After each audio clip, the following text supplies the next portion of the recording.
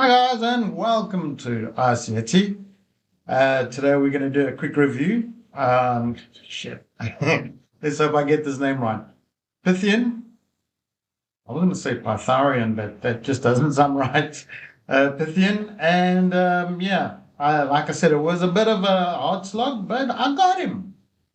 And I got him because I did a few things that I thought something could happen, and we're going to discuss it in the video.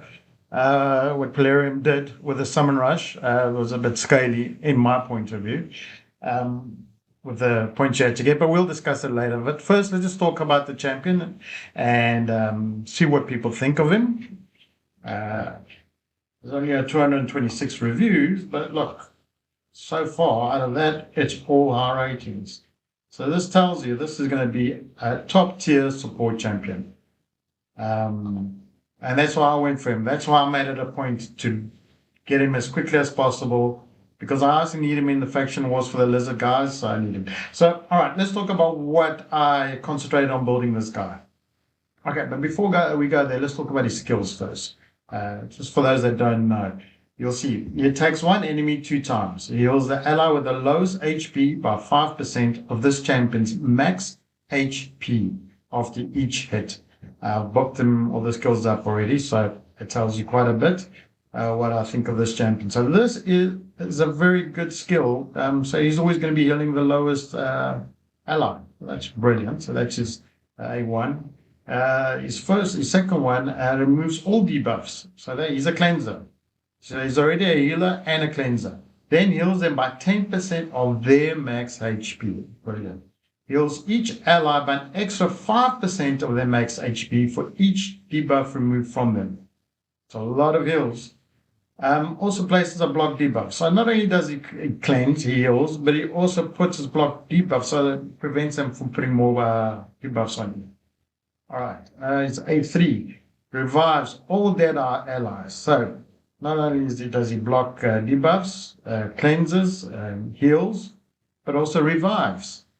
Revives all dead allies with 50% HP and 50% turn meter. Then places a 25% strengthen buff on all allies for 2 turns.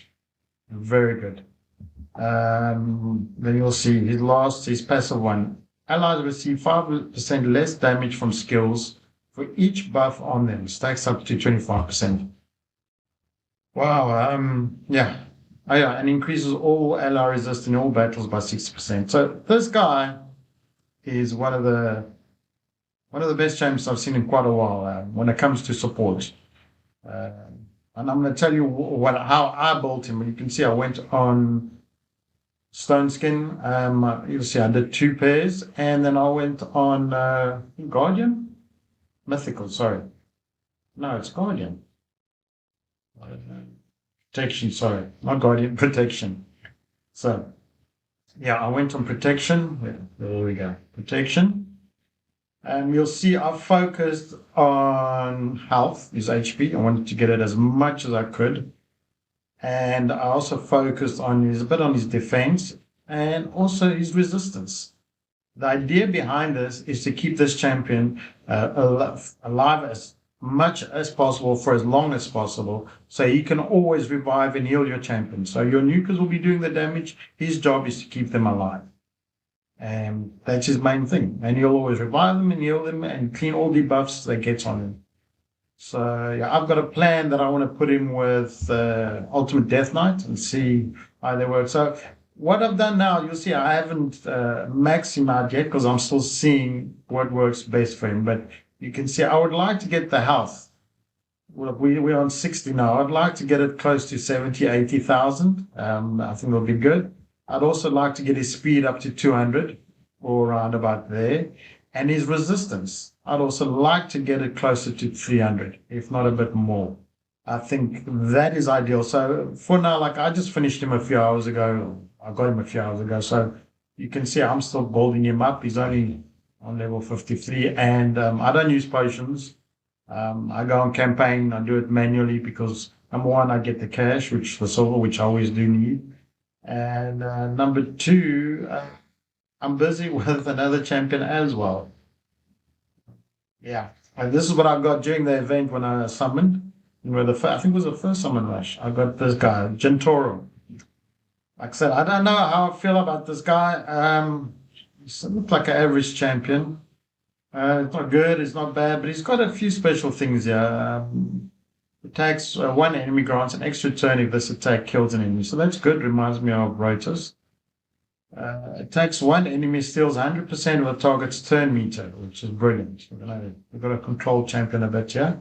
Can control guys. Decreases the cooldown on his rage by 1 turn if the target is immune to turn meter reduction effects. All right. So this is on his rage. Attacks one enemy, places 6% decreased defense debuff and 25% weaken debuff for 2 turns. All right, there we go. Will attack 5 times instead of 1 on every 4th use of the skill against the same target in 1 round. So you know what this means. Good for clan boss or big bosses, you know. We're going to see. I'm still, like I said, it's not a priority right now, but I'm still testing and see what works. So when I have a bit of time, I will focus more on increase all attack, allow attack in all battle by 29%. So yeah, he's an attack-based champion. You can see I've only put on a few stuff just to test him out, what's going. I haven't even maxed his attack, which should be maxed more.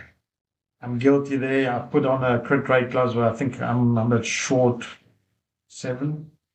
Correct? Yeah, 7% short on the crit rate. So to make this champion good, max his crit damage, obviously 100% crit rate, but also his attack. I would say his attack would be more important than crit damage. So yeah, I have to actually rework this champion. It was a quick fix that I just put something on to see how he works, but I think he needs new gear. All right, but Pythion. I hope I don't look back in a year or so and laugh at this video. But yeah, he looks awesome. I think he's going to be great for the Lizard faction. Yeah, they always do so great with their artwork. You've got to admit, look at that guy. Pretty awesome. All right, but now let's talk about the controversy that happened with this fusion. Was it events? Yeah. Was it events? Yeah, it was events. All through the Summon Rush. Remember, with fusions, we always have 2 Summon Rushes, if I'm not mistaken. Although sometimes there can be the other event where you can just get a champion. It doesn't have to be a Summon Rush. But on this one, it was 2 Summon Rush. And the problem that why everyone is upset and a bit pissed off with Plarium, and to be honest, so am I, is because look where they put the last 15 fragments to get and win this event. Not the last one is still the classic arena, and I think it's the dragon still that's coming. You can get the fragments, but I mean 15 fragments. Yeah, but look, 4,925 points. I mean, for me to get here, the only reason why I got extra is because in my last 10 pool for the blue guys, the blue shorts, damn. I hate it when I go blank. The ancient shots. Well, my last 10 pool, I got Gentoro, so that, pushed me up a bit more. But even so, it cost me about 30 ancients. 30 ancients and 2 sacreds, and I can't remember. There was also a few voids in the mix for me just to get here. Just to get there, and it cost me that. Nearly 40 ancients, few voids, and 2 sacreds. And that's a lot. And for free-to-play players, I mean, to get all the way here, I mean, imagine now, you work your ass off to get this fusion, you do all the events, you get it, and you think, okay, I just need that, and you get here and you go, oh, crap.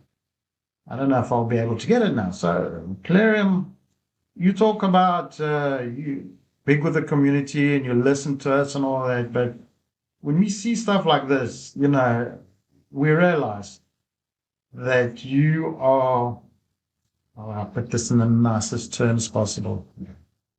It's about money first. That's how it feels, to be honest. Money first, and yeah. I enjoy playing the game, don't get me wrong. I enjoy this game, I really do. But the way the Plarium acts sometimes puts us as a community second. And yeah, there's no way around that. And I've listened to a few of the content creators like Hal Hades, Jay Giggs, Odd One Gaming.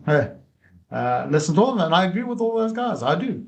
What I did, because I always have a feeling when it comes to Polarium, they're always going to try and screw us one way or another. So that's why I'm always saving up on gems. And by the way, for me to get that 40 ancients that I use, I had to use 1,800 gems because I didn't have enough ancients. I had to use that to get extra ancients to pull to make Iltilia. And if I didn't use it, I wouldn't have got Gentaro. That's what allowed me to get to the 3,000 point mark.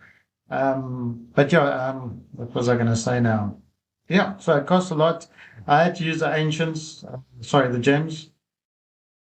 And I think Plarium should take a look at this. I think they should base the points on what people are capable of. Because I've also made a promise now, I'm not going to spend. I never really do spend. I spend very rarely, but it's normally on the small packs. And when I do, I try and save up. But now what I'm going to do, I'm just really going to be more tight. I am not going to play things that I don't need to play. Like, for example, when it comes to this, Sand Devil's Necropolis, I'm only going to play him if I need to play him, when it's a quest to upgrade a gear or something. Otherwise, I'm not playing it. When it comes to these things, I'm doing it 3 a day, and that's it, because it's one of those daily quest things. Advanced quest, that's it. I'm not doing anything more because my point is to save my energy.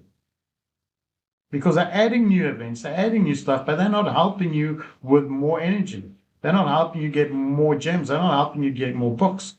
But yet they're adding more things, so they are trying to push you to spend. And don't get me wrong, I am a capitalist. I believe in business, but I also believe in good service to your clients. I believe in rewarding loyalty. I believe in rewarding guys that believe in your product. And I don't think we have that from Polarium. I actually think they see us as how can they make more money off us, So, yeah. Don't mean to preach, don't mean to go on about this, but I just needed to get that off my chest. And I hope you guys are doing well. Oh yeah, that's why I wanted to tell you guys how I got ahead of the pack. I won 2 of my events. Well, technically I didn't win, I came second. It was the Ice Golem. I came second, so I got 5 extra fragments there. And the first Classic Arena, I also came second, so I got another 5. So that's why I was able to pull the fusion earlier. If it wasn't for those 2 things, I would have to wait till tomorrow, and hopefully, because let me just see, even if I didn't pull it, I think, would I still be behind? Because today is a Classic Arena. Let's see. I'm wrong, sorry. Where's the news? There we go. News. Pythion's fragment event, details. Okay. All right, so we are, Classic Arena. So you have the Summon Rush, so you still do, you have the Dragon, and then you have the Artifact Enhancement. Okay, so you've got 3 more. So it's Classic, Dragon, and the Artifact Enhancement. But you see, that's a lot of energy you need to spend to get that money, to upgrade your artifacts. So, I don't know. I think Polarium's got to come up with a way to